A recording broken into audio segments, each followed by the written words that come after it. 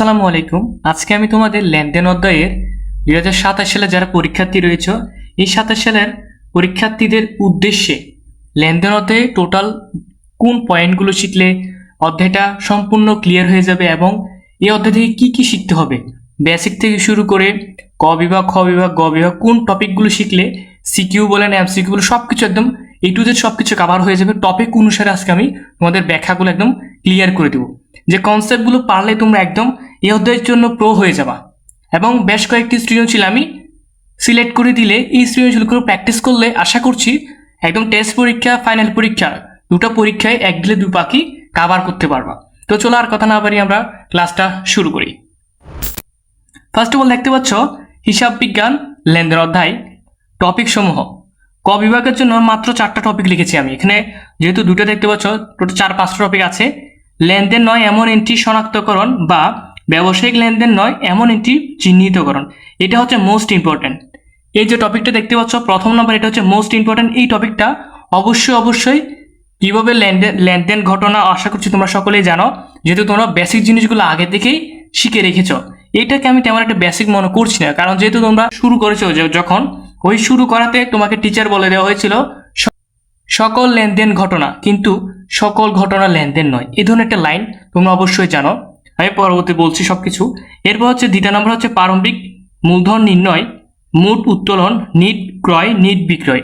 এই 4-5টা টপিক জানলে ক বিভাগের জন্য এনাফ, আর কিছু পড়তে হবে না ক বিভাগের জন্য। এবার দেখো খ এবং গ বিভাগের জন্য 5-6টা, এখানে 6টা দেখতে পাচ্ছ, এই 6টা টপিক পারলে সবকিছু ক্লিয়ার হয়ে যাবে। মালিকানা সত্ত্ব নির্ণয়, হিসাব সমীকরণ বা টেবুলার ছক বা ইকুয়াল প্লাস ওই যেটাই বলো না কেন, সমীকরণ পদ্ধতিতে কারণ সহ ব্যাখ্যা, সমীকরণের প্রভাব, চালান, cash memo, debit note, credit note. চালান পারলে ক্যাশ মেমো পারবা, ডেবিট নোট পারলে ক্রেডিট নোট পারবা। এই দুইটা অবশ্য তোমাদের পুরাতন টপিক হলেও অনেকে বলতে পারো 3 এবং 4 নম্বর টপিকটা কি ঠিক বুঝলাম না। সমীকরণ পদ্ধতিতে কারণ সহ ব্যাখ্যা বলতে সমীকরণের উপর ভিত্তি করে লেনদেনটা কেন ডেবিট হয়েছে, এই লেনদেনটা কেন দুইটা পক্ষর একটা লেনদেন, যেহেতু দুইটা পক্ষ আছে এই লেনদেনটা হিসাব সমীকরণ অনুযায়ী একটা ডেবিট হয়েছে একটা ক্রেডিট হয়েছে। এই ডেবিটটা কোন খাতে পড়েছে হিসাব খাতের, এই ক্রেডিটটা কোন হিসাব খাতের কোন সাইডে পড়েছে, এই দুটো জিনিস দেখানোর জন্য বোঝানোর জন্য যে ছকটা নির্ণয় করা হয়, তারিখ, লেনদেন কিনা, কারণ সহ ব্যাখ্যা, এই জিনিসটা একটা ছকে তৈরি করা হয়। এই ছকটা ভিতর কিভাবে সবকিছু সেটিং করে লিখতে হয় সবকিছু আজকে আমি একটা সৃজনশীলের মাধ্যমে তোমাকে প্র্যাকটিস সহ দেখাই দিব, প্লাস মোস্ট ইম্পর্টেন্ট যে সৃজনশীলগুলো রয়েছে সেগুলো সহ আজকে তোমাদের আমি বলে দিব, এবং এইগুলো পড়লেই কমপ্লিট হয়ে যাবে। তো চলো আমরা বেসিক যে টপিক অনুসারে যে বেসিকগুলো জিনিসগুলো জানতে হবে সেগুলো এক নজরে দেখে আসি। হিসাব বিজ্ঞান লেনদেন, ফার্স্ট অফ অল এতে শর্তসমূহ মানে কন্ডিশন যেগুলো রয়েছে, পক্ষ, বিনিময় মাধ্যম, অর্থ, এই 3টা জিনিস একদম কনসেপ্ট বললে একদম বেসিক জিনিসটা আসলে সকলে জানো। একটা লেনদেনের এই 3টা জিনিস থাকলে সেটা লেনদেন হবে। একটা এন্ট্রির এই যদি ওই এন্ট্রির ভিতরে যদি এই 3টা জিনিস খুঁজে পাও সেক্ষেত্রে সেটা লেনদেন হবে। পক্ষ নির্ধারণ, 2 বা ততোধিক পক্ষ, সর্বনিম্ন 2টা বা তার অধিক পক্ষ যদি থাকে সেটা লেনদেন। বিনিময় মাধ্যম থাকতে হবে, অর্থ বা টাকার পরিমাপযোগ্য হতে হবে। এই 3টা যখন জিনিস থাকবে তখন এটা লেনদেন হিসেবে ধরে নিবা।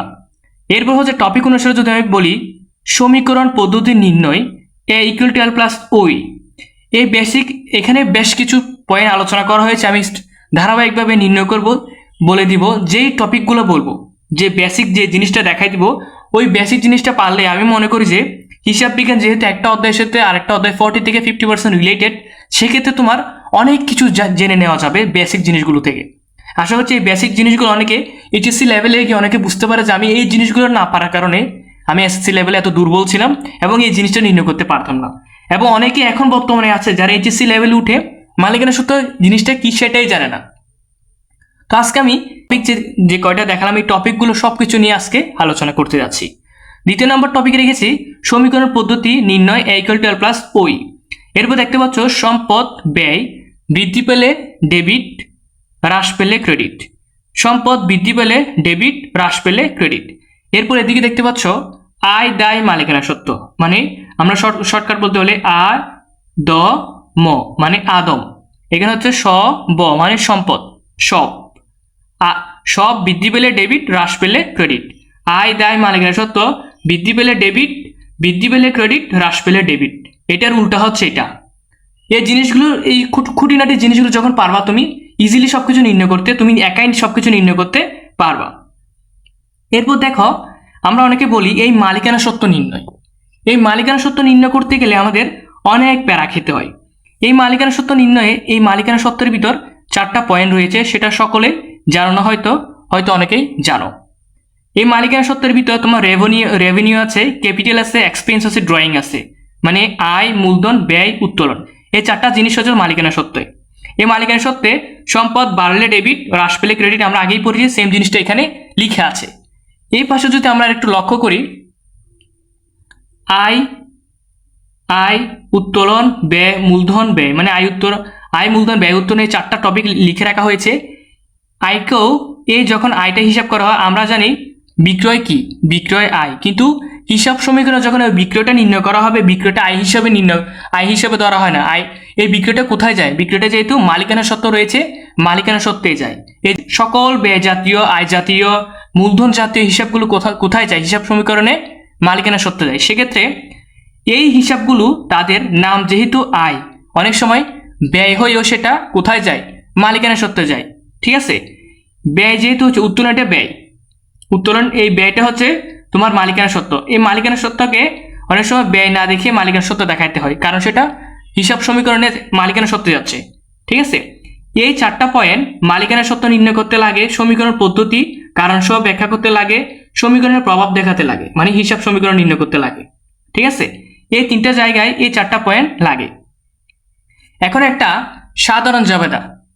সাধারণ জাবেদাকে কিভাবে তুমি কারণ সহ সমীকরণ পদ্ধতিতে কারণ সহ ব্যাখ্যা করতে গেলে কিভাবে নির্ণয় করবা, সেই জিনিসগুলো আমরা এখন এক নজরে জেনে আসবো। এখানে একটা আমরা এন্ট্রি দেখতে পাচ্ছি, বাকিতে পণ্য ক্রয় 2000 টাকা। এই বাকিতে পণ্য ক্রয় করার ফলে ক্রয় হিসাব ডেবিট হয়েছে, প্রদেয় হিসাব ক্রেডিট হয়েছে। এখন তোমাকে বলতে পারে এই এন্ট্রিটা নিয়ে যদি আমি হিসাব সমীকরণ বলি, মালিকানা সত্ত্ব বিবরণী বলি এবং হিসাব সমীকরণ কারণ সহ পদ্ধতি, একটা জিনিস, এই এন্ট্রি একটাকে এই 3 জায়গায় যদি কনভার্ট করতে বলে তুমি কিভাবে কনভার্ট করবা? এই জিনিসটা পারলে তোমার 60%, এই অধ্যায়ে 60% সমস্যা তোমার এই একটা এন্ট্রি দিয়ে কভার করতে পারবা। অনেকে বলতে পারো, ভাই আপনি কি এটা একদম বানিয়ে রেখেছেন, এটার বাইরে কি অন্য কিছু হবে না? আমাদের একদম এটা মুখস্থ করাই দিচ্ছেন, মানে এটা পড়লেই আমি পেরে যাব আর অন্য কিছু পারবো না? না ভাইয়া, তোমার গাইড বলো, বই বলো, তোমার বই গাইডে যতগুলো এন্ট্রি আছে, এন্ট্রিগুলো দিয়ে যখন সাধারণ জাবেদা নির্ণয় করা হয়, মানে যে এন্ট্রিগুলো দিয়ে সাধারণ জাবেদা নির্ণয় করা যায়, ওই এন্ট্রিগুলোকে আমি যেভাবে এখন বলবো এইভাবে কনভার্ট করে দেখবা। আসলে দেখবা তোমার মালিকানা সত্ত্ব বিবরণী মিলে যাবে, কারণ সহ সমীকরণ নির্ণয় এটাও মিলে যাবে, এবং হিসাব সমীকরণ বা ইকুয়াল প্লাস ওই প্রভাব দেখাতে বলে এই 3টা জিনিস একসাথে মিলে যাবে। বাকিতে পণ্য ক্রয় করার ফলে ক্রয় হিসাব ডেবিট হয়েছে, প্রদেয় হিসাব ক্রেডিট হয়েছে। এটা হচ্ছে সাধারণ জাবেদা, সকলেই জানো। ঠিক আছে, একটু আগে আমি বলেছি ক্রয় এটা কি, ক্রয় এটা হচ্ছে ব্যয়, প্রদেয় এটা দায়। ক্রয় হচ্ছে ব্যয়, প্রদেয় হচ্ছে দায়। এই ব্যয়টা কোথায় যাবে? মালিকানা সত্ত্বে যাবে। কখন মালিকানা সত্ত্বে যাবে? যখন তুমি মালিকানা সত্ত্ব নির্ণয় করবা তখন এটা মালিকানা সত্ত্বে যাবে, যখন তুমি হিসাব সমীকরণ নির্ণয় করবা তখনও এই ব্যয়টা মালিকানা সত্ত্ব হিসাবে ধরা হবে, যেহেতু মালিকানা সত্ত্বে আয়, মূলধন, ব্যয়, উত্তোলন এই 4টা পয়েন্ট যায়। বুঝতে পেরেছ? এরপর দায়টা হচ্ছে দায় হিসাবে ধরা হবে। এখন ক্রয় হচ্ছে ব্যয় ডেবিট হয়েছে বৃদ্ধি পাওয়ার কারণে, বলেছি ক্রয় ডেবিট হয়েছে বৃদ্ধি পাওয়ার কারণে। দায়, প্রদেয় হিসাব দায় ক্রেডিট হয়েছে বৃদ্ধি পাওয়ার কারণে। বুঝতে পেরেছ? আশা হচ্ছে ফার্স্টে যখন তুমি শুনতেছ জিনিসটা তোমার কাছে একদম কিভাবে যেন লাগতেছে, এটা আগে কখনো পড়িনি তো এভাবে। আসলে কেউ তোমাকে এভাবে আশা করছি পড়ায় না, আমি মনে করছি। ছোট ছোট জিনিসগুলো যখন আমরা হাতছাড়া করে ফেলি, অনেক বড় কিছু না পারার আশঙ্কা থাকে। এরপর দেখতে পাচ্ছ, আমি যদি তোমাকে বলি এই এন্ট্রিটা বাদে যদি অনেকগুলো এন্ট্রি থাকতো, যদি বলা হতো এই এন্ট্রিকেই তোমার হিসাব সমীকরণে যাবে, আমি বলবো অবশ্যই যাবে। এটা ক্রয়টা কোথায় যাবে? ক্রয়টা তোমার মালিকানা সত্ত্বে যাবে 2000 টাকা। প্রদেয় হিসাবটা দায়ে একটা এক্সট্রা কলাম হবে, প্রদেয় হিসাব লিখে 2000 টাকা লিখে ফেলবা, প্লাস মাইনাস অন্য হিসাব, যেহেতু বৃদ্ধি পেয়েছে সেটা প্লাসে হবে, বৃদ্ধি পেলে প্লাসে হয়। বুঝতে পেরেছ? এখন এই হিসাবটাকে যখন আমি মালিকানা সত্ত্ব নির্ণয় করতে বলবো, বাকিতে পণ্য ক্রয় এই এন্ট্রিটাকে, একটা এন্ট্রিকে তোমাদের অনেকের কাছে বোরিং লাগতে পারে। আমি যখন একসাথে 2023 সালে দিনাজপুর বোর্ডের যে সৃজনশীলটা রয়েছে ওই সৃজনশীলটাতে মালিকানা সত্ত্ব নির্ণয়, কারণ সহ হিসাব সমীকরণ পদ্ধতি, এই দুইটা জিনিস একসাথে ক্লিয়ার করে দিলে তুমি একদম সৃজনশীল পর্যন্ত অপেক্ষা করো। আমি সৃজনশীল করার আগ পর্যন্ত কি করি ওই জিনিসগুলো একটু ফলো করো। আশা করছি যখন আমি সৃজনশীল করতে যাব তখন তোমার কাছে সবকিছু ইজি লাগবে। এরপর দেখতে পাচ্ছ আমি বলছি তোমাকে এই এন্ট্রিটাকে, বাকিতে পণ্য ক্রয় এই এন্ট্রিটাকে যখন আমি কারণ সহ ব্যাখ্যা করব, কিভাবে কারণ সহ ব্যাখ্যা করব, বাকিতে পণ্য ক্রয় করার ফলে কি বলেছি, কারণ ব্যাখ্যা করতেছে। এখন এটা বাকিতে পণ্য ক্রয় করা হলো, কিভাবে ক্রয় করা হলো, এটা মালিকানা সত্ত্ব কেন হলো, এটা দায় কেন হলো, এটা বৃদ্ধি কিভাবে পেলো, হ্রাস কিভাবে পেলো। এই যে লাইন দুটো দেখতে পাচ্ছ, এই দুইটা লাইনকে তুমি কথায় লিখে দিলে এনাফ, আর কিছু লাগবে না ভাইয়া। জাস্ট এই দুইটা লাইনকে তুমি কথায় যখন লিখে দিতে পারবা তখন একদম ক্লিয়ার হয়ে যাবে। আমি যেভাবে লিখেছি এভাবে তুমি ব্যাখ্যাতে লিখে দিলে এটা ধরা হবে না। তো যখন এইভাবে যখন নির্ণয় করতে পারবা, এই ব্যয়টা ক্রয়টা ব্যয়টা ডেবিট হয়েছে, বৃদ্ধি পাওয়ার কারণে বৃদ্ধি পেলে প্লাস হয়, এই জিনিসগুলো যখন তুমি বুঝে যাবা তখন একদম ইজি লাগবে ব্যাপারটা। এটাকে যদি কারণ সহ ব্যাখ্যা করতে বলে কিভাবে করবা, বাকিতে পণ্য ক্রয় করার ফলে ক্রয় হিসাব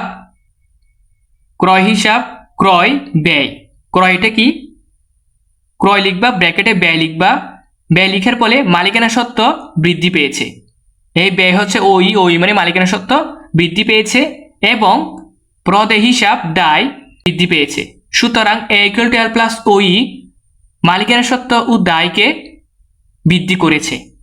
আমি যেভাবে বলেছি, যে দুইটা লাইন বলেছি, সেম এই দুইটা লাইন তুমি ব্যাখ্যাতে লিখে দিবা, 100% কমপ্লিট, ফুল মার্কস পাবা। ঠিক আছে? আচ্ছা, আমি তোমাদের আর না পেঁচাই, তোমাদের অনেকের মাথার উপর দিয়ে যেতে পারে, আমি সৃজনশীল তোমাকে দেখিয়ে দিব। এখন দেখো, হিসাব সমীকরণের সম্পূর্ণ ছকটি, তারিখ, উদ্বৃত্ত, সম্পদ ইকুয়াল দায় প্লাস মালিকানা সত্ত্ব মন্তব্য। এই মালিকানা সত্ত্ব 4টা পয়েন্ট আসে বলেছি, আয়, মূলধন, ব্যয়, উত্তোলন, এই 4টা জিনিস এখানে আসে। এই সম্পদে আলাদা, যে এই এন্ট্রি অনুসারে সম্পদ এখানে আলাদা আলাদা কলাম হয়।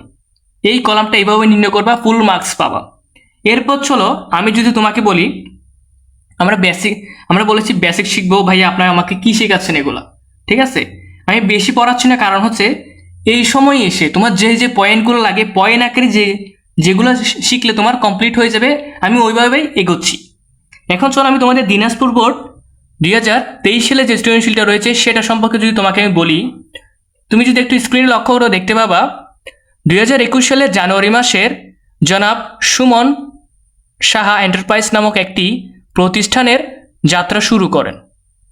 উক্ত মাসে প্রতিষ্ঠানটির কতিপয় লেনদেনসমূহ জানুয়ারি 3 তারিখে দেখতে পাচ্ছ, নগদ 2,50,000 টাকার মূলধন নিয়োগ করে।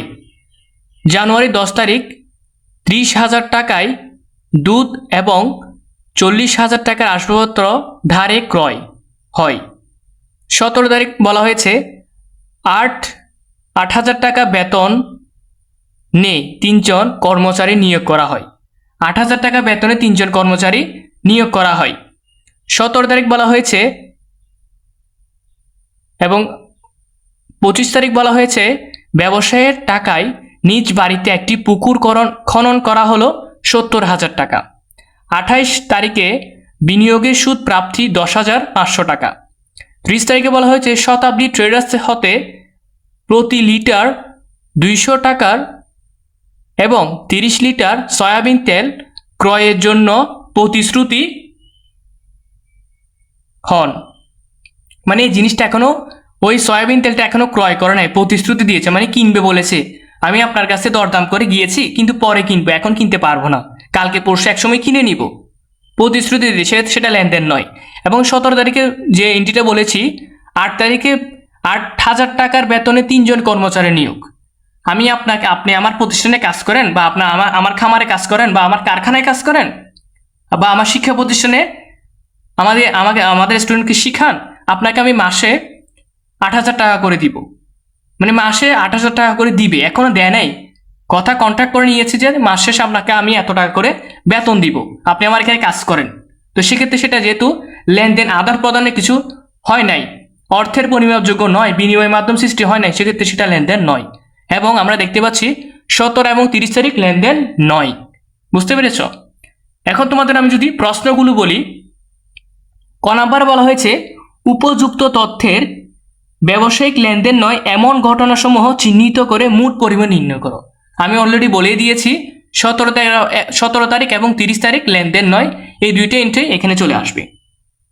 এরপর খ নাম্বারে বলা হয়েছে উপযুক্ত ঘটনাগুলির থেকে লেনদেন চিহ্নিত করে হিসাব সমীকরণ পদ্ধতি লেনদেন কারণ সহ ব্যাখ্যা করো। আমি এতক্ষণ ধরে যেই এই টপিকগুলো বলেছি, এই যে আলোচনা করেছি, সেম জিনিসটা ওইখানে লিখতে হবে। এই দুইটা লাইনকে কিভাবে কথায় লেখা যায় সেটা আমি তোমাকে দেখাবো খ নাম্বারে। গ নাম্বারে বলেছে মাস শেষে জনাব সুমনের মালিকানা সত্ত্বের পরিমাণ নির্ণয় করো। একদম ইজি ভাইয়া।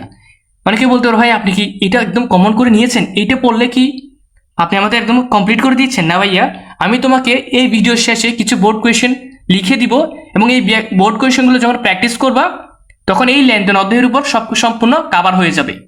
এই লেনদেন অধ্যায় থেকে আর কিছু পড়তে হবে না, জাস্ট 5-6টা বা আমি যেগুলো দাগাই দিব সেগুলো পড়লেই হবে। ঠিক আছে, একদম ফাইনাল পর্যন্ত এই অধ্যায়ের জন্য কমপ্লিট হয়ে যাবে।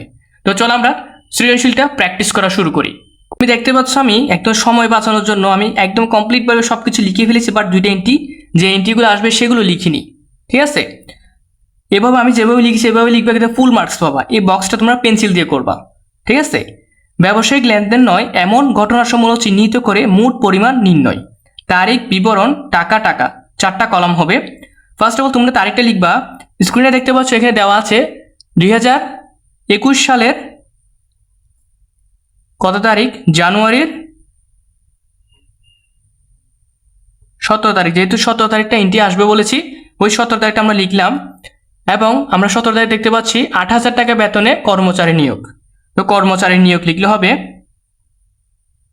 কর্মচারী নিয়োগ।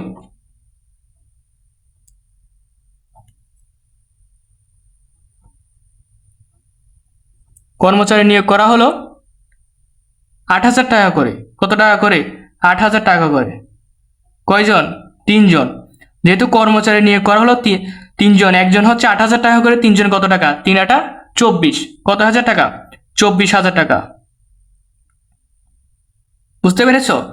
কর্মচারী নিয়ে একজন হচ্ছে 8,000 টাকা করে, 3 জন কর্মচারী। একজনকে যদি 8,000 টাকা করে দেয়, 3 জনকে কত টাকা করে দিবে? 24,000 টাকা করে দিবে। 24,000 টাকা 3 জনকে টোটাল দিবে। এরপর আমরা 30 নম্বর এন্ট্রি দেখতে পাচ্ছি শতাব্দী ট্রেডার্স হতে সয়াবিন তেল কেনার প্রতিশ্রুতি দিয়েছিলেন। কত টাকা করে? 200 টাকা করে 30 লিটার। কত টাকা করে? 200 টাকা করে 30 লিটার। ঠিক আছে, এখন আমরা লিখব শতাব্দী ট্রেডার্স হতে সয়াবিন তেল ক্রয়।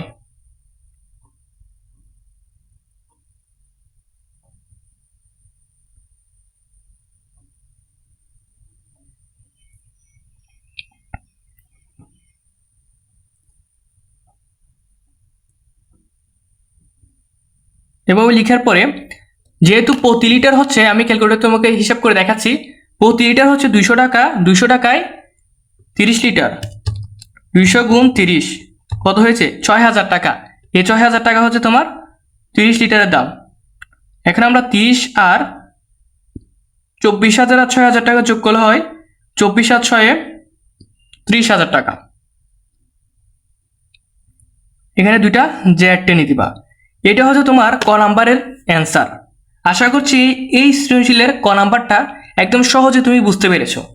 ঠিক আছে, যেহেতু তোমাকে আমি উদ্দীপকটা পড়ার সাথে সাথে আমি তোমাকে আইডেন্টিফাই করে দিয়েছি, আশা করছি এভাবে তুমি বুঝতে পারবে। এখন চলো খ নাম্বারটা কিভাবে করব, ছক সহ সবকিছু আমি আলোচনা করে দিব। নাম্বারটা নির্ণয় করার জন্য ছকটা আমি অঙ্কন করে ফেলেছি, যেহেতু একটু বাঁকা হয়েছে তুমি একটু সোজা করে টেনে নিবা কষ্ট করে, এবং উপরে যে লাইনটা লিখতে হয় সেটা লিখে দিবা। উপযুক্ত ঘটনাগুলোর ভিত্তিতে মানে লেনদেন থেকে আমরা কারণ সহ ব্যাখ্যা হিসাব সমীকরণ নির্ণয় করলাম বা করা হলো, এভাবে লিখে দিবা। এরপর আমাদের স্ক্রিনে দেখতে পাচ্ছ সুমন সাহা এন্টারপ্রাইজের উক্ত লেনদেনগুলো আমরা যেহেতু দুইটা এন্ট্রি লেনদেন নয় বলেছি, বাকি এন্ট্রিগুলো অবশ্যই লেনদেন। তো আমরা 3 তারিখে দেখতে পাচ্ছি নগদ 2,50,000 টাকার মূলধন বিনিয়োগ করা বা করে এই মূলধন বিনিয়োগ করছে সেটা কি লেনদেন। তো আমরা এখানে লিখে দিব 3 তারিখ লেনদেন, ঠিক আছে, এভাবে লিখে দিবা। এখন এই কারণটা কিভাবে লিখবা আমি তোমাকে আগেই বলেছি। এই জিনিসটা বোঝানোর জন্য আমি একটা এক্সট্রা পেপার নিচ্ছি। দেখো আমি একটা এক্সট্রা পেপার নিয়েছি, যখন আমি তোমাকে একটা এন্ট্রি বুঝিয়ে দিব সবগুলো তুমি একা একা করে ফেলতে পারবা, ঠিক আছে। তো প্রথমে বলা হয়েছে কি নগদ 2.5 লক্ষ টাকার মূলধন বিনিয়োগ করছে। যেহেতু মূলধন বিনিয়োগ করার একটা প্রতিষ্ঠানে মূলধন বিনিয়োগ করার ফলে কি আসে, নগদ টাকা আসে। নগদ টাকা আসার ফলে তোমার কি হয়, নগদান হিসাব ডেবিট হয়। নগদান হিসাব, যেহেতু নগদ টাকা এসেছে নগদান হিসাব ডেবিট এবং মূলধন হিসাব ক্রেডিট, ঠিক আছে। এই নগদটাকে আমি বলেছি আগে আগে যে এন্ট্রিটা পড়বা ওই এন্ট্রিটা তুমি সাধারণ জাবেদা করবা। সাধারণ জাবেদা করার পর ওই সাধারণ জাবেদার যে হিসাবগুলো আছে ওই হিসাবগুলোকে তুমি 5টা হিসাব খাতে কনভার্ট করবা। এই নগদানটা কি, নগদানটা হচ্ছে সম্পদ। মূলধন কি, মূলধন হচ্ছে মালিকানা সত্ত্ব, ঠিক আছে। নগদান সম্পদ, সম্পদ ডেবিট হয়েছে বৃদ্ধি পাওয়ার কারণে, ঠিক আছে। আয় দায় মালিকানা সত্ত্ব ক্রেডিট হয়েছে বৃদ্ধি পাওয়ার কারণে। অনেকে বলতে ভাই আপনি কি মুখস্থ বলছেন? না ভাই, আমি তোমাকে বেসিকই বলেছি। সব বৃদ্ধি পেলে ডেবিট, আয় দায় মালিকানা সত্ত্ব মানে আদম বৃদ্ধি পেলে ক্রেডিট, হ্রাস পেলে ডেবিট। আমি বেসিকে একটু আগে আমি বলেছি। যদি একটু ভুলে যাও একটু ভিডিওটি বন্ধ করে আগে যে আলোচনাগুলো হয়েছে সেখানে একটু দেখে আসতে পারো। আমি আগেই বলেছি নগদান সম্পদ বৃদ্ধি পেলে ডেবিট, হ্রাস পেলে ক্রেডিট। মূলধন মানে হচ্ছে মালিকানা সত্ত্ব ক্রেডিট হয়েছে বৃদ্ধি পাওয়ার কারণে। এখন এই লাইনটা আমি ব্যাখ্যাটা কিভাবে লিখব, নগদ অর্থ বিনিয়োগ করা হলো। আমি এখন যদি লেখা শুরু করি, নগদ অর্থ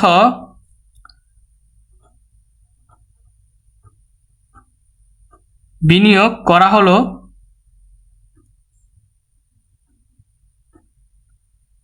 নগদান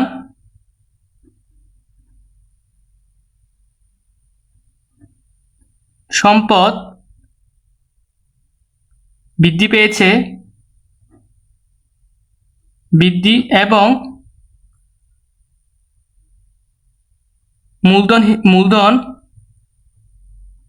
মালিকানা সত্ত্ব বৃদ্ধি পেয়েছে।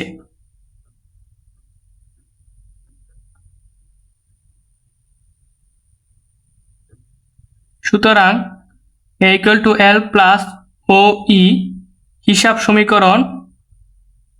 সমীকরণে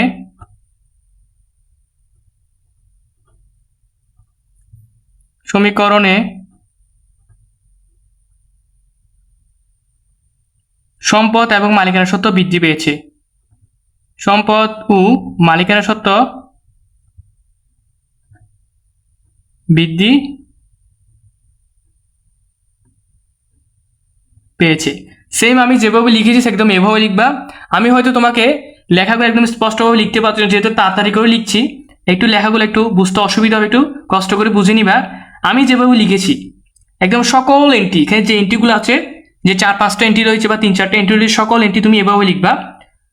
নগদ টাকা মানে 2,50,000 টাকা বিনিয়োগ করে একটা প্রতিষ্ঠানে বিনিয়োগ করেছে, সেটা আমরা সাধারণ জাবেদা লিখেছি নগদান হিসাব ডেবিট, মূলধন হিসাব ক্রেডিট।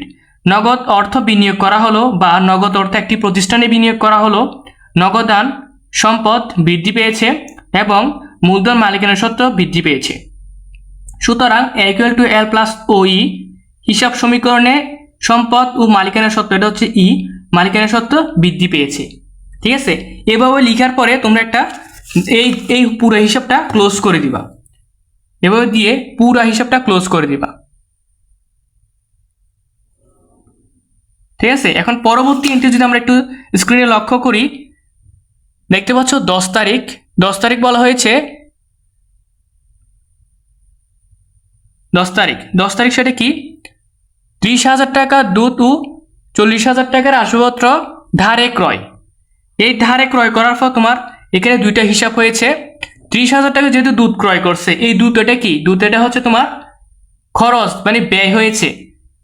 তো আমরা লিখতে পারি যেহেতু ক্রয় করেছে, ক্রয় হিসাব ডেবিট, ক্রয় হিসাব ডেবিট, যেহেতু ধারে ক্রয় করেছে ক্রয় হিসাব ডেবিট, পাওনাদার হিসাব ক্রেডিট।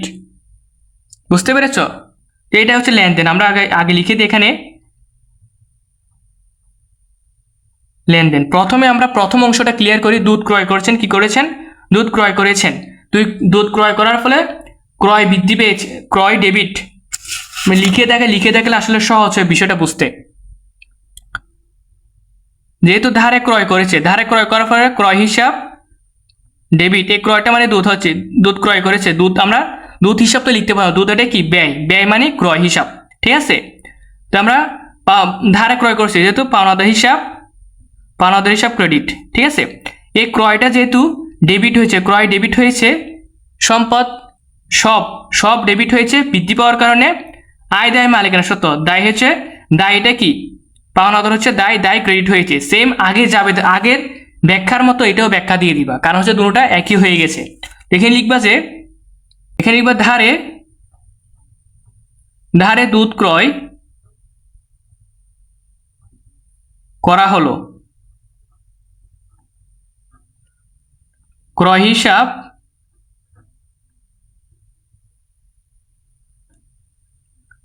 মালিকানা সত্ত্ব।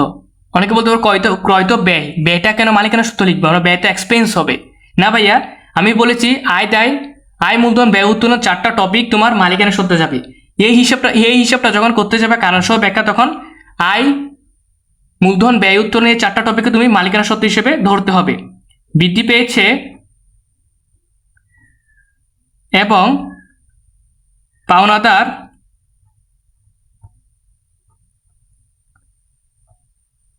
দায় বৃদ্ধি পেয়েছে। যেহেতু এখানে আরেকটা এন্ট্রি রয়েছে একসাথে, তো এখানে লিখবে আবার কি, আবার হচ্ছে 40,000 টাকার আসবাবপত্র ক্রয়। যেহেতু 40,000 টাকা আসবাবপত্র ক্রয় করেছে, আসবাবপত্র হিসাব ডেবিট। তা আসবাবপত্র হিসাব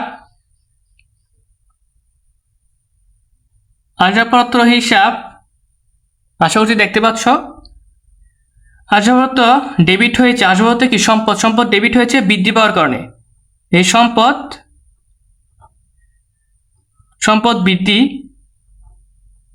এবং যেহেতু দায় বাকিতে কিনেছে, তো বাকিতে কেনার ফলে তোমার দায় বৃদ্ধি পেয়েছে, মানে পাওনাদার দায় বৃদ্ধি পেয়েছে। ঠিক আছে? এইভাবে দুইটা যাবে, তো আমি একসাথে লিখে দিলাম। তো এখন লিখবে যে সুতরাং সেম আগের লেখাটা A=L+OE হিসাব সমীকরণে কি, প্রথম নাম্বার দুধ ক্রয় করার ফলে কি করেছে, মালিকানা সত্ত্ব এবং দায়, যেহেতু দুইটা দায় রয়েছে, মালিকানা সত্ত্ব, দায় এবং সম্পদ বৃদ্ধি পেয়েছে। সুতরাং A=L+OE হিসাব সমীকরণে মালিকানা সত্ত্ব, দায়, সম্পদ উভয়ই বৃদ্ধি পেয়েছে। এভাবে লিখে দিবা। আমি ওই লেটা লিখলাম না, তোমাকে বলে দিলাম, এভাবে লিখে ফেলবা। এরপর এটা ক্লোজ করে দিবা। এর পরবর্তী এন্ট্রি আমরা দেখতে পাচ্ছি 25 তারিখ। 25 তারিখে কি বলা হয়েছে, 25 তারিখে বলা হয়েছে ব্যবসায়ী টাকা দিয়ে বাড়িতে একটি পুকুর খনন করেছে 70,000 টাকা। যেহেতু ব্যবসা থেকে টাকাটা নেওয়া হয়েছে সেহেতু উত্তোলন করা হয়েছে। উত্তোলন হিসাব ডেবিট, নগদান হিসাব ক্রেডিট। যেহেতু এটা উত্তোলন করেছেন সেটা একটা লেনদেন। এখানে যেহেতু 3টা শর্ত মেনটেন করে চলছে সেটা লেনদেন। এবং আমরা কিভাবে লিখব, ব্যবসা থেকে টাকা নিয়ে পুকুর খনন করার ফলে ব্যবসা থেকে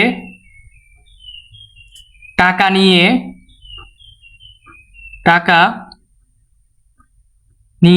পুকুর খনন করার ফলে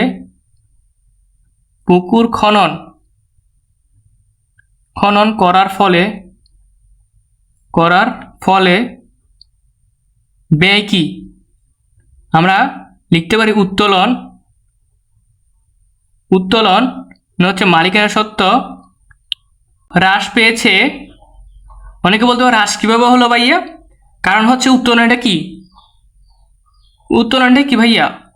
উত্তোলন হচ্ছে ব্যয় হ্রাস পেয়েছে এবং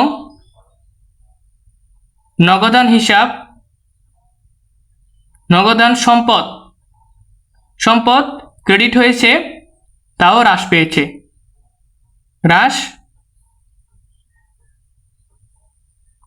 পেয়েছে।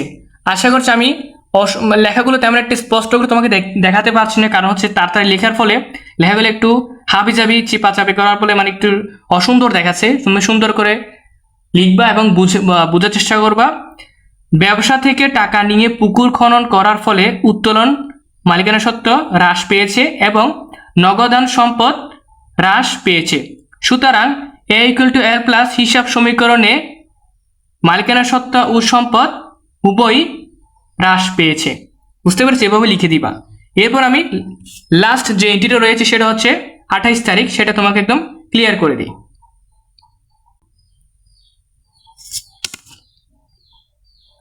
তো 28 তারিখ দেখতে পাচ্ছ বিনিয়োগের সুদ প্রাপ্তি 10,500 টাকা। আমরা এখানে লিখে দেব 28 তারিখ বিনিয়োগের সুদ, যেহেতু এটা বিনিয়োগের সুদ, এটা হচ্ছে লেনদেন লিখার পরে তো আগের মতো সেম এটাও আমাদের লিখতে হবে বিনিয়োগের সুদ প্রাপ্তি। এই বিনিয়োগের সুদ প্রাপ্তির সাধারণ জাবেদা হচ্ছে নগদান হিসাব ডেবিট, বিনিয়োগের সুদ হিসাব ক্রেডিট। যেহেতু নগদান হিসাব ডেবিট, নগদ সম্পদ ডেবিট হয়েছে বৃদ্ধি পাওয়ার কারণে, এবং বিনিয়োগের সুদ সেটা হচ্ছে আয় ক্রেডিট হয়েছে বৃদ্ধি পাওয়ার কারণে। বুঝতে পেরেছ? এখন আমরা লিখতে পারি সম্পদ এবং মালিকানা সত্ত্ব উভয় যেহেতু বৃদ্ধি পেয়েছে, তো আমরা কিভাবে আগের মতন লিখবো? বিনিয়োগের সুদ প্রাপ্তি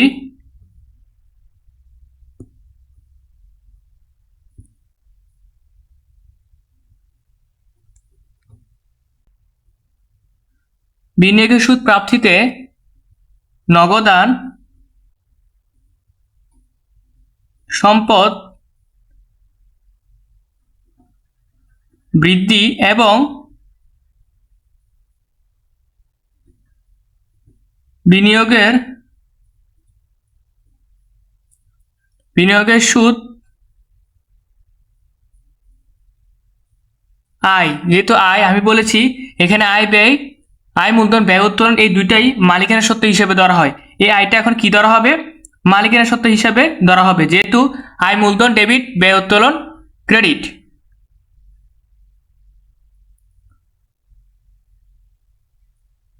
তো মালিকানা সত্ত্ব কি পেয়েছে? বৃদ্ধি পেয়েছে। মালিকানা সত্ত্ব যেহেতু ক্রেডিট হয়েছে, মালিকানা সত্ত্ব বৃদ্ধি পেয়েছে। আমরা এখন লিখে দিব সুতরাং A = L প্লাস OE, এটার মতো লিখে দিব হিসাব সমীকরণের সম্পদ ও মালিকানা সত্ত্ব উভয়ই বৃদ্ধি পেয়েছে। এভাবে লিখে দিলে তোমার এই 4টা এন্ট্রি সম্পূর্ণভাবে ক্লিয়ার হয়ে গেল। এখন আমরা এটা ক্লোজ করে দিলে একদম এটা খ নাম্বারটা কমপ্লিট ক্লিয়ার। এটা এই কারণ সব ব্যাখ্যা, এটা হচ্ছে তোমার উপর নির্ভরশীল। তুমি যেভাবে গুছিয়ে জিনিসটা লিখতে পারো সেভাবে তুমি নাম্বার পাবা। ঠিক আছে? তো আমি বলেছি বিনিয়োগের সুদ প্রাপ্তি 10,500 টাকা, এটা হচ্ছে লেনদেন।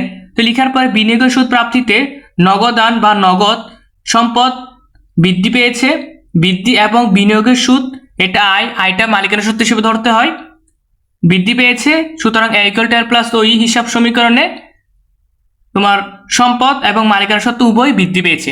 এভাবে লিখে দিলে, সহজে লিখে দিলে তুমি ভালো একটা ফুল মার্কস পাওয়ার সম্ভাবনা থাকে। তো এভাবে লিখে দিবা। এরপর এই জিনিসটা এভাবে একটু দাগ দিয়ে ক্লোজ করে দেবে, এটা ফুল মার্কস পাবা। সুন্দর করে লিখলে আশা করছি ফুল মার্কস পাবা। এখন চলো গ নাম্বার, যেহেতু বলা হয়েছে মালিকানা সত্ত্ব নির্ণয় করতে, আমরা এখন মালিকানা সত্ত্বটা নির্ণয় করে আসি। তো তোমরা দেখতে পাচ্ছ আমি একদম সময় বাঁচানোর জন্য একদম সংক্ষিপ্তভাবে ছকটা অঙ্কন করে ফেললাম। এবং এখন অনেকের প্রশ্ন হতে পারে এই এন্ট্রিগুলো থেকে আমরা যেহেতু 4টা এন্ট্রি কারণ সহ ব্যাখ্যা করেছি, এই 4টা এন্ট্রি কি মালিকানা সত্ত্ব চলে আসবে? এখন আমরা কিভাবে বুঝবো যে কোন এন্ট্রিগুলো আসবে?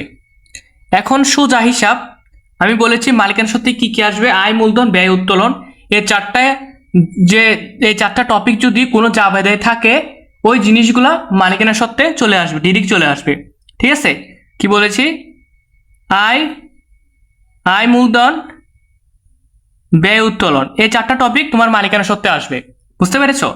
এখন তোমাকে যে এন্ট্রিগুলো আছে দুইটা জাবেদা, দুইটা এন্ট্রি ছাড়া 3 তারিখ স্ক্রিনে দেখতে পাচ্ছ, 3 তারিখ, 10 তারিখ, 25 তারিখ, 28 তারিখ, এই চারটা এন্ট্রি সাধারণ জাবেদা করতে হবে। প্রথম নম্বর জাবেদা হচ্ছে 3 তারিখ। আমরা এদিকে 3 তারিখ লিখি। 3 তারিখ লিখছি মানে এটা কনফার্ম চলে আসবে, কারণ হচ্ছে এখানে মূলধন হিসাব আছে। মূলধন এটা কি? ক্যাপিটাল মানে কি? ক্যাপিটাল মানে মূলধন। এই মূলধনটা যেহেতু এখানে আসে সেক্ষেত্রে এই মূলধন হিসাবটা চলে আসবে। তো এখানে লিখবা যে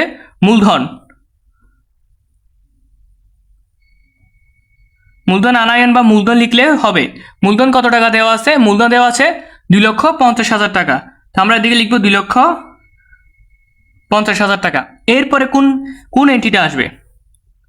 এরপরে আমি 10 তারিখ এন্ট্রি বলেছি ধারে ক্রয়। যেহেতু ধারে দুধ ক্রয় করেছে, ধারে দুধ ক্রয় করার ফলে ক্রয় হিসাব ডেবিট, পাওনাদার হিসাব ক্রেডিট। ক্রয় যেহেতু ব্যয়, অবশ্যই ক্রয়টা আসবে, কারণ এক্সপেন্স মানে ব্যয়। ব্যয়টা এখানে মূলধনে মালিকানা সত্ত্বে আসে। তো ব্যয়টা কি করতে হবে? আমাদের ব্যয়টা বিয়োগ করতে হবে। 10 তারিখ দিলাম মাইনাস বা বাদ, যেটা লিখে না কেন, ধারে দুধ ক্রয়,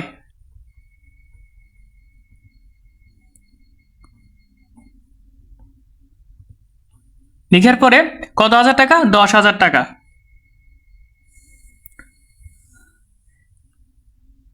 ত্রিশ টাকা। এখন 2,50,000 থেকে যদি 30,000 টাকা বিয়োগ করা হয় তাহলে কত টাকা পাই আমরা?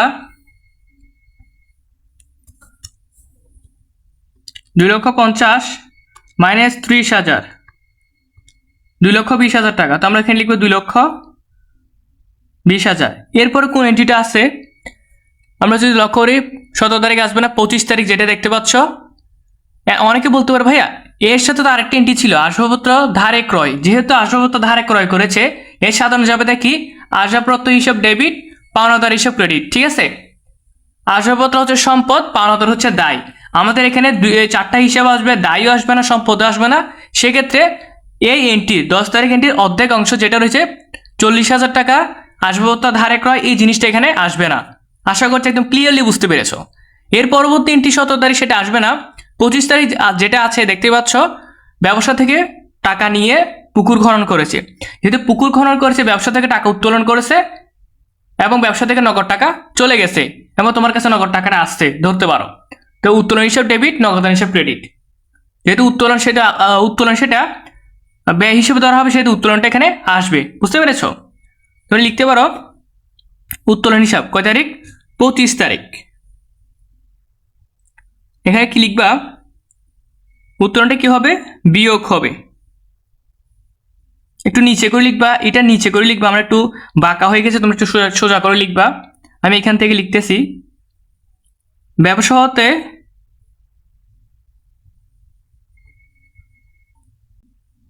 নিজ পুকুর খনন মানে হচ্ছে উত্তোলন লিখতে পারি, ব্র্যাকেটে লিখে দেব উত্তোলন।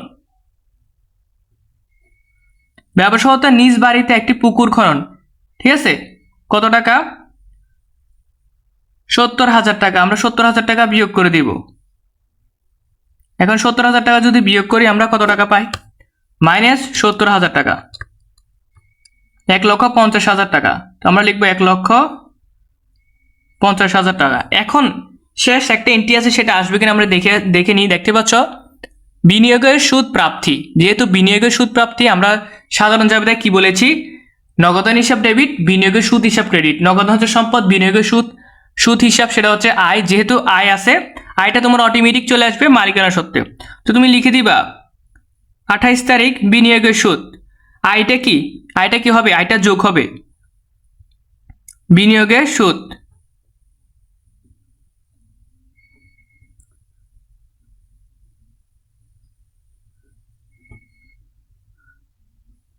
বিনিয়োগে সুদ প্রাপ্তি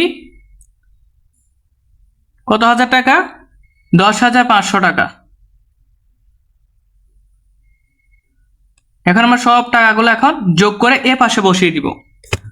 এখন 1,50,000-এর সাথে 10,500 টাকা যদি যোগ করি 1,60,500, তো আমরা এদিকে লিখবো 1,60,500, দুইটা জেড টেনে দিব।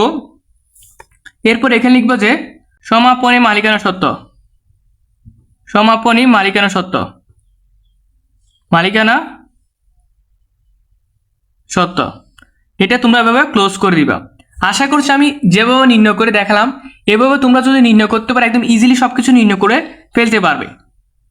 এখানে মূলধন, ধারে ধারে দুধ ক্রয়, আসল কেন আসেন আশা করছি বুঝতে পেরেছ। এই লাইনটা একটু এখানে লিখবা, আমরা একটু বাঁকা হয়ে গেছিলাম, একটু নিচে করে লিখেছি। বা ব্যবসা হতে নিজ বাড়িতে একটি পুকুর করে, মানে ব্যবসা হতে টাকা উত্তোলন করে, ব্যবসা থেকে টাকা নিয়ে নিজ বাড়িতে একটা পুকুর খনন করে সেটা উত্তোলন হিসেবে উত্তোলনটা মালিকানা সত্ত্বে আসে। আশা করছি বুঝতে পেরেছ। এভাবে তুমি মালিকানা সত্ত্ব নির্ণয় করতে পারবা। আমি তোমাকে এই পর্যন্ত কি কি নির্ণয় করে দেখালাম, ব্যবসায়ী লেনদেন নয় এমন একটি পরিমাণ এবং হিসাব সমীকরণের কারণ সহ ব্যাখ্যা, মালিকানা সত্ত্ব নির্ণয়, ক খ গ, তিনটাই তোমাকে নির্ণয় করে দেখালাম। বুঝতে পেরেছ? আমি মনে করছি যে তিনটা টপিক আমি সৃজনশীলে করিয়েছি, এই তিনটা টপিকে মোস্ট ইম্পর্টেন্ট। অনেকে বলতে পারো সমীকরণ প্রভাব, সেগুলো কি? সমীকরণ প্রভাব হচ্ছে একটা সাধারণ জাবেদা নির্ণয় করে হ্রাস বৃদ্ধি যেগুলো রয়েছে ওই হ্রাস বৃদ্ধিগুলো কিভাবে হ্রাস বৃদ্ধি, সম্পদ হ্রাস পেয়েছে নাকি বৃদ্ধি পেয়েছে করতে হয়। তো এখন আমি তোমাদের যে বোর্ড কোয়েশ্চেনগুলো দেখাবো, এই বোর্ড কোয়েশ্চেনগুলো প্র্যাকটিস করলে তুমি এসএসসি ফাইনাল পরীক্ষা পর্যন্ত এইগুলোই প্র্যাকটিস করবা। এই অধ্যায়ের জন্য বাড়তি কোনো কিছু প্র্যাকটিস করার কোনো প্রয়োজন নাই। লেনদেন অধ্যায়ের জন্য যেগুলো দেখিয়ে দিব এগুলোই তুমি প্র্যাকটিস করলে হবে। তাহলে তোমাকে যদি দেখাই আমি,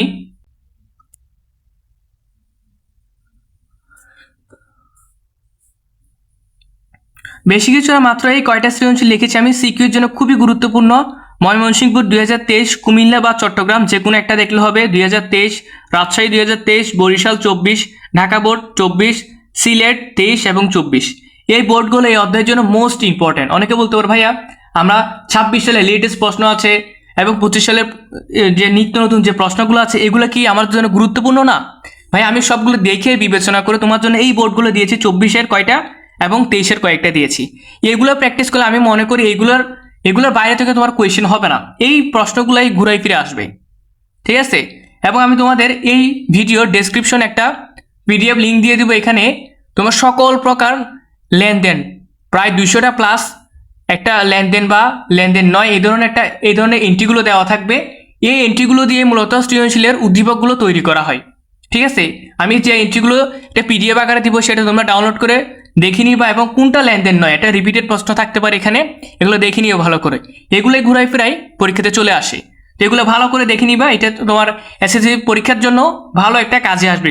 পুরো লেনদেন মানে সাধারণ জাবেদা যে অধ্যায়ে রয়েছে সবগুলো অধ্যায়ের জন্য এই জিনিসটা কাজে আসবে। তো এই জিনিসটা ডাউনলোড করে নিবা ডেসক্রিপশন বক্স থেকে। আশা করছি বুঝতে পেরেছো। এবং আজকে এই ভিডিওটি কেমন লাগলো অবশ্যই কমেন্টে বলবা। এবং এই অধ্যায়ে এমসিকিউর বিষয়টা যদি আমি বলি, ভাই এমসিকিউ বিষয়টা হচ্ছে পুরো অধ্যায়ের জুড়ে এমসিকিউ হয় এবং এমসিকিউর জন্য এই অধ্যায়টা খুবই গুরুত্বপূর্ণ। এই এমসিকিউ কোন বোর্ডগুলো তুমি পড়বা, তুমি যেহেতু বিজু সালের পরীক্ষার্থী, 27 সালে তুমি বিজু সালে যে বোর্ডগুলো রয়েছে সেই বোর্ডগুলো প্র্যাকটিস করতে পারো এবং এমসিকিউ কমন পড়বে এখান থেকে। ঠিক আছে? আশা করছি আমার কথাগুলো তুমি ক্লিয়ারলি বুঝতে পেরেছো। এবং আজকে আমি প্রত্যেকটি টপিক সম্পর্কে আলোচনা করার চেষ্টা করেছি এবং কোনো ধরনের সমস্যা থাকলে অবশ্যই কমেন্টে বলবা, পরবর্তী আমি আলোচনা করার চেষ্টা করব। আজকে লেনদেন অধ্যায় সম্পূর্ণ কভার করে দিলাম, পরবর্তীতে আমি দুতরফা দাখিলা পদ্ধতি এই টপিকটা নিয়ে আমি পরবর্তীতে একটা ভিডিওতে সম্পূর্ণ এভাবে ক্লিয়ার করে দিব। এ পর্যন্ত ভালো থাকে এবং পরবর্তী ভিডিও দেখা হবে। আল্লাহ হাফেজ।